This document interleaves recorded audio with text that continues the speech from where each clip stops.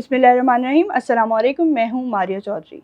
नाज़रीन, आज बात करेंगे पाकिस्तान की बैकबोन यानी कि टेक्सटाइल इंडस्ट्री के हवाले से, जो कि काफ़ी ज़्यादा ज़बोहाली का शिकार हो चुकी है। हम अपना कॉटन भी खुद प्रोड्यूस कर रहे हैं, लेकिन फिर भी हम अपनी जो एक्सपोर्ट है वो नहीं बढ़ा पा रहे। हम एक्सपोर्ट क्वालिटी का जो माल है, जो गुड्स हैं, वो नहीं प्रोड्यूस कर पा रहे। और दूसरी तरफ अगर देखा जाए बांग्लादेश, तो बांग्लादेश अपनी कॉटन इंपोर्ट करता है, लेकिन उसके बावजूद भी वो एक्सपोर्ट में हमसे ज़्यादा आगे है।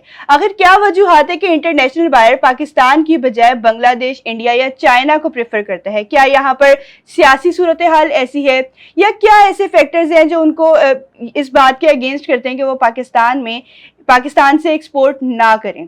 आखिर क्या वजूहात हैं? क्या हम उस क्वालिटी की चीज़ें नहीं बना पा रहे, या हमारे पास कॉस्ट ऑफ प्रोडक्शन ज़्यादा आ रही है? और हालांकि हम 8वें नंबर के टेक्सटाइल गुड्स प्रोड्यूसर भी रहे हैं, लेकिन उसके बावजूद भी हमारा हाल इस वक्त बहुत ही ज़्यादा ख़राब हुआ है। इसी सब पर बात करने के लिए हमारे साथ मौजूद हैं मोहम्मद अयूब खान, जो कि एग्जीक्यूटिव डायरेक्टर हैं इश्तियाक टेक्सटाइल मिल्स के। उनसे बात करते हैं और जानते हैं कि ये क्या फैक्टर्स अफेक्ट कर रहे हैं कि पाकिस्तान एक्सपोर्ट पर ध्यान नहीं दे पा रहा और पाकिस्तान एक्सपोर्ट के मामले में काफ़ी ज़्यादा नीचे जा रहा है। उनसे ये भी जानेंगे कि IMF से जो डील हुई है वो कितना इम्पैक्ट करेगी पाकिस्तान की टेक्सटाइल इंडस्ट्री को। अस्सलाम वालेकुम सर, बहुत बहुत शुक्रिया कि आपने हमें प्रोग्राम में ज्वाइन किया। सर, ये बताइएगा कि पाकिस्तान एशिया का 8वां टेक्सटाइल गुड्स का एक्सपोर्टर है और हालिया दिनों में इस इंडस्ट्री को काफ़ी ज़्यादा मुश्किलात का सामना करना पड़ा है। तो आप क्या समझते हैं कि क्या फैक्टर्स अफेक्ट कर रहे हैं इस इंडस्ट्री को? देखिए, सबसे इम्पोर्टेंट चीज है पाकिस्तान के अंदर जो पॉलिसीज हैं टेक्सटाइल इंडस्ट्री के बारे में जी, उसमें कंसिस्टेंसी लाने की जरूरत है। बड़ी मेहनत से बहुत अरसे के बाद एक कंसिस्टेंट पॉलिसी इम्प्लीमेंट की गई थी पाकिस्तान में एनर्जी के टैरिफ के हिसाब से। यानी 18th अमेंडमेंट में हुआ ये था कि सारे जो सूबे हैं उनको उनके रिसोर्सेज दे दिए गए, जिसकी वजह से पंजाब के अंदर जो पंजाब की इंडस्ट्री थी और सिंध की इंडस्ट्री में एनर्जी रेट का बहुत बड़ा फर्क आ गया था। तो बहुत ज्यादा हमारी टेक्सटाइल एक्सपोर्ट सफर कर रही थी। आपको याद होगा जी, बिजनेस प्लस पे मैंने ये प्रोग्राम किया था, जिसमें 2015 में ये बात समझाई थी कि पाकिस्तान की जो एक्सपोर्ट है वो $13 अरब से टेक्सटाइल की $10 अरब पे आ गई थी। अच्छा, उसकी वजह ये थी कि 18th अमेंडमेंट के अंदर क्योंकि रिसोर्सेज अपने अपने सूबे के पास चले गए जी। फिर 2018 के बाद यानी तकरीबन समझ लें कि 2020 और 21 में ये पॉलिसी टेक्सटाइल की जो हमारी डिमांड थी टेक्सटाइल की, वो ये थी कि एनर्जी रेट को बराबर कर दिया जाए और गैस का रेट भी पूरे पाकिस्तान में बराबर किया जाए और वापडा का और केयर एक्सेस वगैरह सबका, तो वो बराबर कर दिया गया था और पूरी इंडस्ट्री पाकिस्तान की चलना शुरू हो गई थी। क्योंकि हमने गैस का जो RLNG का सारे को रेट को हमने बराबर कर दिया। पाकिस्तान की यानी गवर्नमेंट ने ये बात को समझ लिया था कि टेक्सटाइल इंडस्ट्री का जो एनर्जी का जो टैरिफ है वो इंडिया और बांग्लादेश, वियतनाम के मुकाबले में बहुत ज्यादा रेट थे, तो उसको सब्सिडाइज करके उन्होंने सारे पाकिस्तान को एक रेट के ऊपर इंडस्ट्री को बिजली दे दी गई थी। उसके बाद क्या हुआ कि पाकिस्तान की, आपको याद होगा कि आज से तकरीबन 12-15 महीने पहले की बात है कि पाकिस्तान के अंदर टोटल टेक्सटाइल इंडस्ट्री चल रही थी और हम $35 बिलियन की एक्सपोर्ट की तरफ जा रहे थे। और मैं बांग्लादेश में भी एक काफी बड़ी कंपनी है, उसका मैं एडवाइजर रह चुका हूँ और वहां पे भी मैंने विजिट किया और वहां पे भी मैंने कोई 1.5-2 साल पुरानी बात है, तो बांग्लादेश के जो बड़े इंडस्ट्रियलिस्ट हैं जो कि इनकी गवर्नमेंट में बैठे, उनकी इंडस्ट्री को मैंने एज एडवाइजर 2 महीने वहां जाके उनको एडवाइस किया, तो वो खुद बहुत इम्प्रेस थे पाकिस्तान की जो टेक्सटाइल इंडस्ट्री की जो एक्सपोर्ट है जिस तरह से ऊपर जा रही थी, तो वो लोग खुद बहुत ज्यादा इंप्रेस थे कि पाकिस्तान हमसे आगे निकल जाए। और उसके बाद आप देखिए ये पूरा मैनेजमेंट स्ट्रक्चर जो है वो जो टेक्सटाइल इंडस्ट्री को हैंडल करता था, वो जब चेंज हुआ, मैं सिर्फ टेक्सटाइल इंडस्ट्री की बात कर, जब वो चेंज हुआ यानी जो चीफ होते हैं जो भी किसी भी कंट्री के, जैसे बांग्लादेश के अंदर जो उनकी जो चीफ बॉडी है जो टेक्सटाइल इंडस्ट्री को देख रही है जी। और इंडिया में जो देख रही है वो एक सेपरेट समझ ले बॉडी है, और वो जो उनके मसाइल को सुनती है और जो इम्पोर्टेंस देती है, वो इम्पोर्टेंस जब पाकिस्तान के अंदर से खत्म हुई और टेक्सटाइल इंडस्ट्री को ये समझना शुरू हो गए कि शायद इनको जो टर्फ लोन जो दिया गया, वो ये लोन जो है इन सारे बड़े बड़े लोगों को मिल गया, और उसकी वजह से जो है पाकिस्तान का इतना बहुत सा लोन इंडस्ट्रियलिस्ट की तरफ चला गया। मैं जबकि इंडस्ट्रियलिस्ट नहीं हूँ, मैं एक प्रोफेशनल हूँ, यानी मेरा 35 ईयर्स का जो एक्सपीरियंस है इंजीनियरिंग करने के बाद, और मैं एक एज ए प्रोफेशनल बात कर रहा हूँ। पाकिस्तान के टेक्सटाइल इंडस्ट्री में लोग मुझे जानते हैं और मैं काफी इंडस्ट्री को जो है ना वो एडवाइस भी करता हूँ, और पाकिस्तान के अलावा बांग्लादेश का भी मैंने आपको बताया जी। तो ये बताने का मकसद ये है, बल्कि आजकल में एक जबूती में भी, एक अफ्रीका में यानी जबूती में एक टेक्सटाइल का बहुत बड़ा यानी वो सेटअप लगाना चाहते हैं, उसकी भी मैं एडवाइजरी कर रहा हूँ। ये बताने का मेरा मकसद ये है कि मैं कोई इंडस्ट्रियलिस्ट नहीं हूँ, जबकि मैं इंडस्ट्रियलिस्ट को गाइड कर रहा हूँ। तो मैं ये समझता हूँ कि जो कंसिस्टेंसी जो है पॉलिसीज में जो भी बनाई गई थी उसको आगे लेके चलना चाहिए। अब देखिए नुकसान क्या हुआ जी।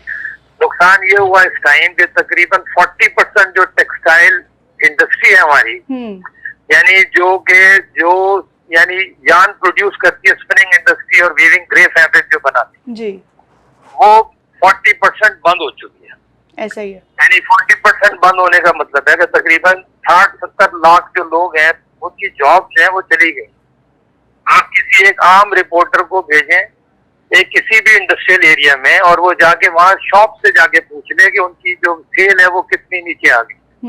यानी अगर फॉर एग्जांपल मैं नूरियाबाद की बात करता हूँ कि नूरियाबाद एक इंडस्ट्रियल एरिया है, वहां पर आप अपने रिपोर्टर को भेजें और उनसे जाके पूछें कि भाई आप लोगों की यहाँ पर जो पहले सेल थी क्या थी, तो वो आपको बता देंगे कितना बड़ा फर्क है। ये तो मैं खुद आई विटनेस हूँ नूरियाबाद के अंदर के जो गहमा गहमी थी वो बिल्कुल खत्म हो चुकी है। इसका मकसद मैं ये बताना चाह रहा हूँ कि आपके एक्सपोर्ट के फिगर्स भी आपको ये बात बता रहे हैं। एक्टमा के कॉन्टिन्यूसली जितनी मीटिंग्स हो रही हैं और उनकी जो डिमांड्स हैं वो भी आपको बता रहे हैं जी। तो कोई पूरे पाकिस्तान में कोई भी इकोनॉमिस्ट आप उठा लें जो न्यूट्रल लोग हैं, जो इस मुल्क को समझते हैं कि इस मुल्क की जो इंडस्ट्री कैसे आगे बढ़ेगी, और जो ये समझते हैं कि टेक्सटाइल इंडस्ट्री जो पाकिस्तान की बैकबोन है, और इस बैकबोन का मकसद ये पैसे कमाना नहीं है, सिर्फ इस बैकबोन का मकसद ये है कि इस पाकिस्तान की जो यानी 60% लोगों को रोजगार प्रोवाइड करना है। वो रोजगार प्रोवाइड करने वाली इंडस्ट्री इसलिए वो बैकबोन कहलाती है। तो अगर पाकिस्तान में जबकि इतनी मशीनरी लग चुकी है और हमने इतना टर्फ लोन दिया और वो मशीनरी पाकिस्तान के अंदर आके इंस्टॉल होके खड़ी हुई है, और उसके बाद भी उस मशीनरी को न्यू ब्रांड मशीनरी लग चुकी है, लेकिन प्रोडक्शन नहीं ले रहे हम लोग। इसलिए नहीं ले सक रहे क्योंकि हमारा पूरा एक्सपोर्ट का जो निजाम था वो बैठ गया। कस्टमर पाकिस्तान की तरफ आ इसलिए नहीं रहा क्योंकि उसको ये बात का कंफर्म नहीं है अभी कि क्या ये हम ऑर्डर पूरे करेंगे। ये तो रोजाना हमारी डिस्कशन हो रही है, आपस में हम डिस्कस करते रहते हैं, और हमारा बहुत बड़ा ग्रुप है व्हाट्सएप पे भी डिस्कशन और कंटिन्यूसली जारी रहती है। यानी अभी आज से 5 मिनट पहले क्या हुआ है वो उससे भी डिस्कशन हो रही हो। सही। तो मैं ये बताना चाह रहा हूँ कि जब तक पॉलिसीज को कंसिस्टेंट नहीं किया जाएगा तो जब तक ये टेक्सटाइल इंडस्ट्री ऊपर नहीं आ सकती। और आज हमारे जो कस्टमर्स, आप देखें जरा सा गौर करें, आप उठाएं अखबार उठाएं, आप यूट्यूब पे जाएं, चैनल अपना इंटरनेट पे चेक करें, इंडिया की एक्सपोर्ट कम नहीं हुई है, बांग्लादेश की एक्सपोर्ट कम नहीं हुई है, पाकिस्तान की एक्सपोर्ट जो है किस बुरी तरह से नीचे आई है कि हमारी जो इंडस्ट्री है वो बंद पड़ी हुई है इस टाइम। मैक्सिमम नई मशीनरी आने के बाद बंद पड़ी हुई है। हैरान कुन बात ये, ईद में 5 दिन ये मिल को हमने बंद किया। तो मुझसे एक इंडस्ट्रियलिस्ट ने पूछा जो टेक्सटाइल से ताल्लुक नहीं थे, तो उन्होंने मुझसे पूछा कि ये इसमें कौन सी नई बात है कि जो 5 दिन की छुट्टियां हो रही है तो 5 दिन इंडस्ट्री बंद हो जाएगी। मैंने कहा इसमें नई बात ये है कि पिछले साल इस इंडस्ट्री को 365 दिन हम चलाते थे और सिर्फ 10 मुहर्रम को एक शिफ्ट बंद करते थे। आज हमने बकरीद में 5 दिन मिल बंद की है जी। इसका मतलब क्या हो, क्योंकि हमारे पास बायर ही नहीं है ना, वैसे इंडस्ट्री बंद पड़ी है। तो यानी पॉलिसीज की कंसिस्टेंसी जो है वो सबसे इम्पोर्टेंट। सर क्या वजह दूसरा है कि जो इंटरनेशनल बायर है वो इंडिया, चाइना और बांग्लादेश को प्रेफर करता है? क्या ये हमारी इकोनॉमिक कंडीशन ऐसी है या हमारी सियासी कंडीशन ऐसी? क्या समझते हैं आप कि ऐसी क्या जो है मजबूरियां सामने आ जाती हैं कि इंटरनेशनल बायर पाकिस्तान पे इंडिया, चाइना और बांग्लादेश को प्रेफर करता है एक्सपोर्ट के लिए? देखिए, पाकिस्तान के अंदर सबसे पहले मैं जो पॉलिटिक्स जो है ना उसको पॉलिटिक्स को मैं आपको पॉलिटिक्स वर्ड माइनस करके आपको मैनेजमेंट कहता हूँ इसको, ठीक है? यानी पाकिस्तान की जो मैनेजमेंट है वो मैनेजमेंट जब आप देखें बार बार मैनेजमेंट को चेंज करेंगे, जैसे आपका चैनल है, इसी चैनल के मैं बार बार रोजाना मेरी लड़ाई हो जाए आपके, मतलब मैं आप उसका ओनर हूँ और मैं सीईओ से लड़ जाऊं और रोजाना मैं टॉप मैनेजमेंट चेंज कर दूं हर 3 महीने के बाद, तो आप बताइए कि वो जब भी नया मैनेजर आएगा वो अपनी टीम में चेंज कर लेगा। तो हर एक नए मैनेजर आने के, जो भी नया मैनेजर आएगा वो चैनल की टीम चेंज करेगा। जब चैनल की टीम चेंज होगी तो क्या होगा कि लोगों के अंदर डिमोटिवेशन हो जाएगी। जब डिमोटिवेशन होगी लोगों के अंदर तो फिर वर्क एफिशिएंसी नीचे आना शुरू हो जाएगी, फिर लोगों को पता नहीं होगा कि क्या हमारी सैलरी मिलेगी नहीं मिलेगी। तो ये इसको कहते हैं अनसर्टेनिटी। एक छोटे से बिजनेस मॉडल की मैंने बात बताई आप जी। तो पाकिस्तान एक बड़ी पूरा जो कंट्री है वो एक पूरा बिजनेस मॉडल है और इस बिजनेस मॉडल के अंदर अगर आप गौर करें कि जो अखराजात है हमारे, यानी वो इतने ज्यादा हैं कि आपके चैनल के ऊपर सारे एयर कंडीशन भी चलते रहे, आपके सारे एम्प्लॉइज भी मौजूद रहे, सब कुछ रहे, आपके पास ऐड आना बंद हो जाए तो आप देखिए आपका क्या नुकसान होना शुरू हो जाएगा चैनल जी। इसका मकसद बताने का ये है कि पाकिस्तान के अंदर, पाकिस्तान एक इंडस्ट्री है, उस इंडस्ट्री को चलाने के लिए आपके जो आपके फिक्स चार्जेस हैं, फिक्स चार्जेस कैसे कहते हैं, जो कुछ भी गवर्नमेंट के सर्वेंट हैं पूरे पाकिस्तान के अंदर, जितने भी गवर्नमेंट के सर्वेंट हैं, हर सर्वेंट की बात करो, तमाम गवर्नमेंट के सर्वेंट जो टैक्स के ऊपर जिनको तनख्वाह दी जाती है, यानी वो गलत नहीं ले रहे तनख्वाह में, करो जिनको दी जाती है जी। एक तो उनकी जो एम्प्लॉयमेंट है उनकी तादाद बहुत ज्यादा है, यानी वो समझिए 2/3 उनकी जो तादाद है वो ज्यादा है, यानी मोर देन 66% जो है वो एम्प्लॉयमेंट ज्यादा हुई है। फिर उनका जो खर्चा आएगा वो तो खर्चा वहीं का वहीं है जी। अर्निंग नहीं हो रही है मुल्क के अंदर तो खर्चा तो वहीं का वहीं खड़ा हुआ है ना, उसी तरह से वैसे ही खर्चा खड़ा हुआ है। फिर हमारी इलेक्ट्रिसिटी जो प्रोड्यूस हो रही है उसके अंदर भी इंतहा लॉसेज हैं। केपी के अंदर आज जो केपी के अंदर जो है वो ओनली 27% उनकी बिलिंग हो रही है, यानी समझ लें 73% जो है बगैर बिलिंग के लोग बिजली इस्तेमाल कर रहे हैं। बिल्कुल यही हालत है कराची के अंदर भी, आप देख लें परसेंटेज में फर्क है। इसी तरह से हैदराबाद चले जाएं, संकर चले जाएं, पूरे मुल्क के अंदर कहीं 50% यूज हो रही है, कहीं 50% चोरी हो रही है, कहीं 60% चोरी हो रही है वगैरह वगैरह, और बिजली के रेट बढ़ते जा रहे हैं। यानी जो चोरी हो रही है उसका जो खर्चात वो दे रहे हैं इंडस्ट्रियलिस्ट दे रहे हैं, या हम लोग जो घरों में, हमारे जो घरों में बिजली इस्तेमाल हो रही है हम उसके पैसे दे रहे हैं चोरों के। इसका मकसद ये है कि मैनेजमेंट बार बार तब्दील करने से हमेशा कोई भी कंट्री हो, चाहे उसके लोग रहने वाले 1 करोड़ हो या 1 अरब हो, मैनेजमेंट की तब्दीली बार बार जब भी होती रहेगी वो इदारा कभी भी कामयाब नहीं हो सकता। ये मेरा अपना 35 ईयर्स का एक्सपीरियंस है। मैंने हमेशा इंडस्ट्रीज को ये बात समझाई, जिनको गुस्सा बहुत ज्यादा आता है, जिनकी ईगो बहुत ज्यादा है, उनको मैं हमेशा ये कहता रहा कि आप अपने बंदे चेंज ना करें, अपनी मैनेजमेंट बार बार चेंज ना करें। जितनी ज्यादा चेंजेस लाएंगे उतनी ज्यादा आपका कारोबार तबाह होगा जी। इसका मकसद ये है कि जितनी ज्यादा हम अपने मुल्क में चेंजेस लाते रहेंगे, पॉलिसीज चेंज होती रहेंगी, लोग चेंज होते रहेंगे, वो आगे पीछे वो लोगों की बुराइयां करते रहेंगे, नुकसान आवाम का होता रहेगा, नुकसान इंडस्ट्री का होता रहेगा, नुकसान कारोबार का होता रहेगा और आखिर में मुल्क का नुकसान हो जाएगा। तो ये रीजन है, इसकी बुनियादी रीजन ये है और बहुत कॉमन सेंस रीजन है। ये नहीं है कि कोई बहुत बड़ा आपको इंटेलेक्चुअल बनने की जरूरत है जी। बहुत कॉमन, फिगर्स को भी रटने की जरूरत नहीं है।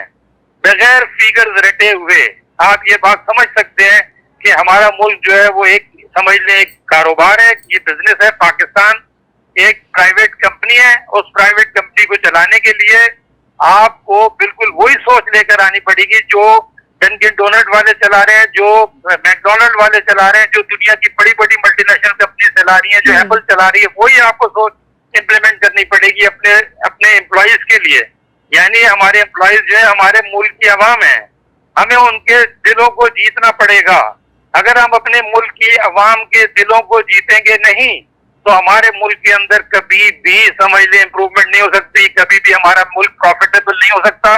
इंडिया को आप देखें, उसके पास रिजर्व $600 बिलियन के रिजर्व हैं जी। $600 बिलियन। पाकिस्तान ने $3.5 बिलियन के लिए नाक रगड़ दी है कि हमें लोन मिल जाए, लोन मिल जाए, लोन मिल जाए। ये अच्छा हुआ इनको मिल गया लोन, क्योंकि वो एक इनके ऊपर चेक पॉइंट आ गया कि ये कोई भी गलत खर्चा करेंगे तो IMF जो है इनकी अब समझ ले गर्दन पकड़ लेगा। मैं ये समझाना चाह रहा हूँ कि हम जब इंडिया $600 बिलियन जमा कर सकता है अपने पास, बांग्लादेश हमसे आगे जा सकता है। मैं बांग्लादेश विजिट करके आया और रिसेंटली बता रहा हूँ आपको, माय गॉड, मैं खुदा की कसम खाता हूँ कि पाकिस्तान में अभी भी हालात अच्छे हैं। बांग्लादेश में अगर आप साइकिल रिक्शा देख लेना वहां चला के, आपका दिल जल जाएगा।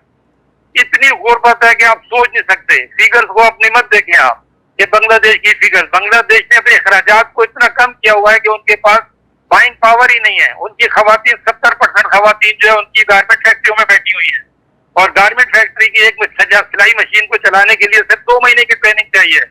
और उनके जो जवान हैं, लड़के हैं सारे, वो सब दुनिया में जाके, दुबई में, सऊदी अरब में, मुल्क में जगह जगह जाके काम कर रहे हैं। हमारे मुल्क के अंदर आप देख लिए, हमें हमारे मुल्क के अंदर एनवायरनमेंट देना है। हमारे मुल्क के अंदर ये खवातीन जो हैं, यही सिलाई मशीनें सीख कर बांग्लादेश से कहीं आगे जा सकती हैं। सर, बांग्लादेश की खवातीन 2 महीने की ट्रेनिंग लेके वहाँ वो सारी अपनी इंडस्ट्रीज में काम कर रही हैं। आप कह रहे हैं कि वहां पर बहुत बुरे हालात हैं, लेकिन उसके बावजूद भी वो पाकिस्तान से काफी ऊपर हैं हर लिहाज से। हमारे यहाँ जो मजदूर तबका भी है, ना वो पढ़ा लिखा है, ना उनके पास स्किल्स हैं। और बांग्लादेश अगर हम देखें, जैसे आपने कहा कि उनके जो नौजवान लड़के हैं वो सऊदीया में जाके, दुबई में जाके वो काम करें, उनके पास एटलीस्ट स्किल्स हैं। हमारे यहाँ तो इस बात पे भी कोई काम नहीं किया जा रहा। उनकी खवातीन जो है, सिर्फ उन्होंने इकोनॉमी को खड़ा किया है। कि बाई गॉड मैं बता रहा हूँ आपको, उनकी खवातीन ने सिर्फ जो उनको ट्रेनिंग दी गई है, उस ट्रेनिंग के मुताबिक उन्होंने अपनी सिलाई मशीनें चलाना सीखी, उन्होंने सिलाई मशीनों से गारमेंट बनाना सीखे, और आज उनकी इंडस्ट्री के अंदर उनका मेन एक्सपोर्ट जो है वो टेक्सटाइल गारमेंट है जी। और उस टेक्सटाइल गारमेंट के अंदर 70% गरीब खवातीन काम करती हैं। और मैं अपनी आंखों से देखता रहा हूँ, रोजाना सुबह शिफ्ट जारी है, शाम शिफ्ट जारी है, सुबह शिफ्ट जारी है। किसी के हालात ऐसे नहीं थे जैसा कि उनके जो वर्किंग लेडीज की बात कर रहा हूँ, कि उन लोगों के इतने हालात नहीं थे कि वो बहुत कोई अमीर हो जाएं। लेकिन उन्होंने अपने मुल्क का पहिया चला दिया है, उन्होंने अखराजात रोक दिए। हमारे मुल्क के अंदर आप अखराजात देखें, लोगों ने कितनी महंगी महंगी गाड़ियां इंपोर्ट कर रहे हैं। बांग्लादेश के अंदर एक भी गाड़ी लगाने का कारखाना नहीं है वहां पे। अभी भी कोई कारखाना नहीं है उनके पास, कोई चीज वो नहीं बनाते हैं अभी भी। जब वो बनाते नहीं है तो वो इंपोर्ट भी नहीं करते, और ना ही वो कोई महंगे महंगे काम कर रहे हैं। उनके पास कोई इंफ्रास्ट्रक्चर नहीं है। बाय गॉड, ढाका से लेके 30 किलोमीटर तक मुझे जाने के लिए 5 घंटे लगते थे, 5 घंटे। इंफ्रास्ट्रक्चर नहीं है। इसका मतलब ये है कि उन्होंने सिर्फ और सिर्फ अपनी आवाम के लिए काम किया है, आवाम के लिए, मकसद कि ताकि उनको रोजगार दे दिया जाए, वो गुर्बत में मर ना जाए। तो वहां पर मैंने देखा है उन्होंने अपने तमाम लोगों को रोजगार प्रोवाइड कर दिया, और अपने जो अखराजात हैं वो नहीं बढ़ा रहे, वो बढ़ा ही नहीं रहे अखराजात। हमारे अखराजात इतने ज्यादा बढ़े हुए हैं। मैंने आपको बताया कि जो हमारे गवर्नमेंट डिपार्टमेंट है, जितने भी गवर्नमेंट डिपार्टमेंट के एम्प्लॉइज है, तमाम के तमाम, उनकी जो तादाद है वो 2/3 ज्यादा है पाकिस्तान के अंदर। इनकी तादाद को कम करना पड़ेगा। इनकी सब कुछ, पूरे मुल्क के जितने भी गवर्नमेंट डिपार्टमेंट है, क्योंकि प्राइवेट के जो लोग हैं वो मुल्क के ऊपर बोझ नहीं होते कभी भी। प्राइवेट लोग जो होते हैं वो अपनी मेहनत से कमाते हैं और वो प्राइवेटली काम कर रहे होते हैं, वो प्राइवेट बिजनेस में काम कर रहे होते हैं। गवर्नमेंट के जो लोग होते हैं वो मुल्क के ऊपर बोझ बनते हैं। तो जितने छोटे इदारे होंगे गवर्नमेंट के, जितने छोटे छोटे डिपार्टमेंट होंगे, जितने कम से कम लोग होंगे, उतनी ज्यादा जो है खर्चा जो गवर्नमेंट का कम होगा।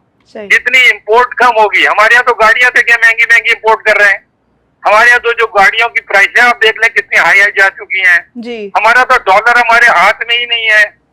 एक जरा सी आवाज आती है, खबर आती है कि IMF ने ये कर दिया तो आज 11 रुपए नीचे आ गया डॉलर। खबरों के ऊपर डॉलर रेट तो कभी, मतलब रुपया तो चेंज होने लगे अगर खबरों के ऊपर। ये लॉन्ग टर्म अभी देखिएगा, ये 15-20 दिन के बाद क्या होता है, फिर पता चलेगा कि कौन सा रेट एक्चुअल में होगा। तो मेरा बताने का मतलब है कि हमारे पास कॉटन सबसे बड़ी क्रॉप थी पहले। 1,40,00,000 बेल्स हम प्रोड्यूस करते थे, अब हम 90 लाख बेल्स के ऊपर आ चुके हैं। इसका मतलब क्या है, हम 40% जो कॉटन है अपनी प्रोड्यूस, पिछले साल भी हमने 40% कॉटन इंपोर्ट की थी, और इंपोर्ट करने के बाद अपनी प्रोडक्शन को जो था वो हमने एक्सपोर्ट किया था। तो इंपोर्ट करके अगर हम एक्सपोर्ट करेंगे तो फिर फायदा क्या हुआ हमें? बिल्कुल। इसका मतलब है हमें अपनी कॉटन को वापस 1,40,00,000 बेस के ऊपर जाना है ताकि हम बाहर से कॉटन को इंपोर्ट ना करें। हमारी इंपोर्ट बिल को कम करना है हमें, जब हम आगे सरवाइव करेंगे। और हम 25 करोड़ लोग हैं, 25 करोड़ लोगों को आप सोचें किस तरह से आप रोजगार देंगे, खाने पीने की चीजें अगर नहीं देंगे तो आप देखिए कितना मतलब इनका रिएक्शन जो आएगा मुल्क के अंदर। जो मैंने आपको बताया, किसी भी अगर आप गूगल में जाएं, अगर आप एप्पल में जाएं, बड़ी बड़ी फर्म में जाएं, एंग्रो में जाएं, तो उन लोगों की सेटिस्फेक्शन लेवल देखें। एंग्रो हमारी पाकिस्तान की एक मल्टीनेशनल कंपनी है, उनकी एम्प्लॉइज की सेटिस्फेक्शन इतनी ज्यादा क्यों है? क्योंकि उनको टाइम पे तनख्वाह मिलती है, उनको टाइम पे इंक्रीमेंट मिलता है, उनके सारे बेनिफिट का ख्याल किया जाता है जी। पाकिस्तान भी एक बिजनेस है, बिजनेस एंटिटी समझे। ये झगड़े फसाद लोगों से बंद कर दें, मजहबी झगड़े दूसरे मुल्कों से बंद कर दें। इसका मकसद ये कि इर्द गिर्द बांग्लादेश की क्या है, बांग्लादेश ने एक भी दुश्मन नहीं पाला हुआ जब से बांग्लादेश बना है जी। उसके इर्द गिर्द में कोई दुश्मन नहीं है। हमारे इर्द गिर्द में सारे हमारे दुश्मन बने बैठे हुए। सर पाकिस्तान तो इतना इंटरनेशनल, सीखते सर पाकिस्तान तो जब तक इतना, हम दुश्मन पालेंगे तो दुश्मनों को पालने, जब आप दुश्मन जितने बढ़ाते जाएंगे।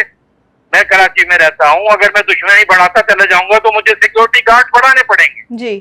तो हमारी, आप देख लें हमारे कराची के हालात जो आपके सामने है।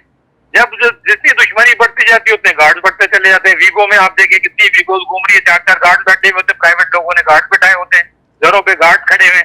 आप दुश्मनी खत्म करें, हालात को नॉर्मलाइज करें, हर एक से ट्रेड करें, इंडिया से भी ट्रेड करें। इंडिया के पास कॉटन इतनी ज्यादा है, आप कॉटन ट्रेड करें, ₹1,00,000 में उनके साथ ट्रेडिंग शुरू करें, आप बार्टर ट्रेडिंग इंडिया के साथ शुरू करें। आप ये पुरानी चीजों को, आपको बहुत जो गलती हम करते आ रहे हैं उस चीजों को हमें दूर करना पड़ेगा। सर लेकिन पाकिस्तान के पास तो सारी फेवरेबल कंडीशंस मौजूद है ना, आपके पास फेवरेबल क्लाइमेट है, आपके पास ज़मीन भी है, आप कॉटन ग्रो खुद करते हो, अपनी प्रोडक्शन खुद करते हो, लेकिन उसके बावजूद भी पाकिस्तान की जो टेक्सटाइल इंडस्ट्री है वो काफ़ी ज़्यादा मुश्किलात का सामना कर रही है। अच्छा, यहाँ पर आईएमएफ की आपने बात की थी, तो वो बताइएगा कि कुछ लोगों का कहना ये है कि आईएमएफ से जो प्रोग्राम हो रहा है 12 जुलाई को मुतवक्के है कि वो डील मैच्योर हो जाएगी, तो उसके बाद कहा यह जा रहा है कि वो एक बहुत खुशआइन बात है और पाकिस्तान की जो हुकूमत है, मौजूदा हुकूमत और जो आइंदा आने वाली हुकूमत भी है, उनको उस प्रोग्राम को कामयाबी से हैंडल करना चाहिए। और कहीं यहाँ पर दूसरे लोग ये भी कह रहे हैं कि वो जो टैक्सेस इंप्लीमेंट किए जा रहे हैं, इम्पोज किए जा रहे हैं आईएमएफ की तरफ से, हम उसको मुस्तरद कर रहे हैं। तो आपका इस बारे में क्या ख्याल है कि क्या होना चाहिए? देखिए, हम आईएमएफ तो उसका कोई कसूर नहीं होता आईएमएफ का। आईएमएफ को हम जबरदस्ती उनके पैर पकड़कर, नाक रगड़कर हम लेकर आते हैं। हर दफा की बात कर रहा हूँ, हर दफा। और एक और बात मैं आपको बताऊं, पूरी दुनिया के अंदर सबसे ज्यादा आईएमएफ से, मतलब आईएमएफ की डील बनाने वाले जो हैं वो सिर्फ पाकिस्तान है। पूरी दुनिया का वाहिद मुल्क है जिसने आईएमएफ से सबसे ज्यादा डील दी है। तब हम सोचिए हमारे लिए कितनी शर्म की बात है कि हम बार बार जाके अपने बराबर किसी से उधार मांग रहे हो, यानी अपने घर का खर्चा हम चलाने के लिए उधार पे उधार मांगे चले जा रहे हैं। इंडिया ने एक दफा लिया था, उसके बाद उन्होंने जब टाइट 1990 में, उसके बाद उन्होंने जब टाइट कंडीशन देखी, उसके बाद उन्होंने अपने अखराजात को दूर कंट्रोल किया और उन्होंने इंपोर्ट को खत्म किया। सारा करते कराते आज मैंने बताया ना वो $600 बिलियन की उनके पास, उनको आईएमएफ की जरूरत नहीं है। ये जो आईएमएफ को हम लेकर आए हैं ये हमारी मजबूरी थी। मजबूरी ये है कि हमारे मुल्क के अंदर जो लोग पूरे इदारों को चला रहे हैं वो डिसऑनेस्ट लोग हैं। हमें पता है कि जो पैसे आएंगे उनको कोई ऑडिट उनका नहीं कर सकता। आईएमएफ एक ऐसी बॉडी है, उसने आपको ये बता दिया है कि भाई अगर आप उससे लोन लेंगे, दुनिया में आईएमएफ से लोन जो लोग लेते हैं वो फिर कंडीशंस उनकी मांगते हैं, कंडीशन उनकी हमारे फायदे के लिए होती है। वो ये कह रहे हैं, आईएमएफ ने अगर ये कहा कि आप अपनी आवाम से टैक्स लें, पाकिस्तान जो है वो सिर्फ पाकिस्तान में 1% आती, 1% लोग टैक्स देते हैं पाकिस्तान में 25 करोड़ में से 1%। इंडिया के अंदर 5% देते हैं, बांग्लादेश में 4% देते हैं, हम 1% देते हैं। इसका मतलब है वो आपसे कह रहे हैं कि आप 1% से बढ़ा के 4 पे लेके जाओ, 4% लोगों को आप टैक्स में लेकर आओ। ये टैक्स, ये 4% के बजाय उन्हीं 1% के ऊपर टैक्स बढ़ाए चले जा रहे हैं। अरे भाई, आप लोगों को टैक्स नेट के अंदर परसेंटेज बढ़ाओ, जैसा कि इंडिया ने 5% आवाम से टैक्स ले रहे हैं पूरे इंडिया, पाकिस्तान 1% से ले रहा है। 25 करोड़ का ओनली 1%। टैक्स दे रहे हैं। मैं ये समझाना चाह रहा हूँ, जब आप वो तो ये कह रहे हैं कि आप अपने टैक्स नेट को बढ़ाओ, यानी जो लोग टैक्स चोरी कर रहे हैं उनको टैक्स नेट में लाओ, वो ये कह रहे हैं, ठीक है ना। तो इसमें पाकिस्तान का फायदा है नुकसान है? जो हमारी हुकूमतों को करना था वो कह रहे हैं आपसे वो कर लें। वो इसलिए कह रहे हैं कि उनको यकीन है कि अगर आपने नहीं किया तो आप उनको वक्त में ये जो आपने लोन लिया है उसकी किस्तें वापस नहीं दे सकेंगे। सिंपल सी बात है। अगर आप गाड़ी खरीदते हैं बैंक लोन के ऊपर तो आपको अपने पेपर वर्क दिखाना होता है ना कि इतनी सैलरी है, ये है, और हम इस तरह से पैसे आपकी गाड़ी के पूरे देंगे ये किस्तों के साथ। बैंक आपको पेपर नहीं देता जब तक बैंक के पास रहती है हमारी गाड़ी, जब हम गाड़ी उसकी चला भी रहे होते हैं, लेकिन वो हमारी हिस्ट्री देखता है कि क्या ये आगे फ्यूचर में पैसे पे भी कर सकेगा गाड़ी के, नहीं कर सकेगा। तो उसके लिए फिर वो कंडीशन लगाता है कि जी ना जनाब ट्रैकर लगेगा और ट्रैकर मेरी मर्जी से चलेगा, और अगर आपने लिमिट क्रॉस की तो हमसे इजाजत लेनी पड़ेगी। तो ये सारी चीजें मैं फेस करता हूँ कि जब मैंने बैंक के थ्रू गाड़ी ली हुई है तो बैंक वाले मुझे फोन करके पूछते हैं कि आप क्या आउट ऑफ द लिमिट तो नहीं जा रहे, इसलिए क्योंकि वो उनको पता होता है कि ये जिस बंदे ने ये गाड़ी ली है उसको चेक रखते हैं जब तक कि हम पूरी पेमेंट नहीं कर देंगे। इसी तरह से IMF ने भी पूरी पेमेंट करने तक का उसने चेक पॉइंट आपको दे दिया है कि ये कंडीशन है, इन कंडीशन को मैं चेक करूंगा और आपको ये चीजें पूरी करनी पड़ेंगी, वरना बिलियंस ऑफ डॉलर, आपको $3.5 बिलियन का उसने 9 मंथ के लिए आपको एक टेम्परेरी लोन दिया है ताकि आप डिफॉल्ट से बच जाएं। इसका मतलब नहीं है बच गए, इसका ये मतलब नहीं है कि हम डिफॉल्ट से बच गए, इसका मतलब ये है कि ताकि हम बच जाएं। बचेंगे कब हम? जब हम अपने खर्चात को कंट्रोल कर लेंगे, जो उसने कहा है, जो उसने समझाया है कि भाई जो तुम हमसे लोन ले रहे हो पॉलिसी तो सही कर लो अपनी। पॉलिसीज जब आप इम्प्लीमेंट करने के लिए राजी हो जाएंगे तो उसके बाद इम्प्लीमेंटेशन के बाद जो रिजल्ट आएगा वो हम उसको दिखाएंगे कि जी हमने पॉलिसी चेंज की है, बिजली का रेट भी बढ़ा है जो हम सब्सिडी दे रहे थे। लेकिन जब आप बिजली महंगी बढ़ा रहे, बिजली महंगी बना रहे हैं, बना क्यों रहे बिजली महंगी? इसलिए कि मैंने बता दिया आपको कि पूरे मुल्क के अंदर बेशुमार जो है बिजली चोरी हो रही है, कुंडे डले हुए हैं। आप लोग अपने रिपोर्टर को भेजें और चेक कर लें, पता चल जाएगा आपको। KPK के अंदर मैंने आपको बता दिया 27% बिजली जो है वो बिल मिलता है, बाकी जो है 73% बिजली का बिल नहीं मिलता। तो IMF कह रहा है कि भाई आप अपनी बिजली के रेट को लेकर आओ ना एक्चुअल के ऊपर। तो मकसद क्या है? इसका मतलब है आप चोरी को बचा लें, आप स्मगलिंग को खत्म करें। स्मगलिंग से जो सामान आ रहा है, आज आप देख लें कराची मार्केट के अंदर आपको ईरान का सामान कितना मिल जाएगा। इसका मतलब है अगर थ्रू प्रॉपर चैनल के आपके सारा सामान आएगा तो आप टैक्स पे करेंगे, ड्यूटी पे करेंगे। ड्यूटी जब पे होगी तो गवर्नमेंट का जो निजाम है वो मजबूत होगा। जो एम्प्लॉइज है जिनको तनख्वाह हमारी जेब से जा रही है वो टैक्सों के थ्रू आ जाएगी। तो ये सारा जो लोगों को बेचारों को नहीं पता कि IMF कोई हमारे पीछे कोई दुश्मन नहीं है।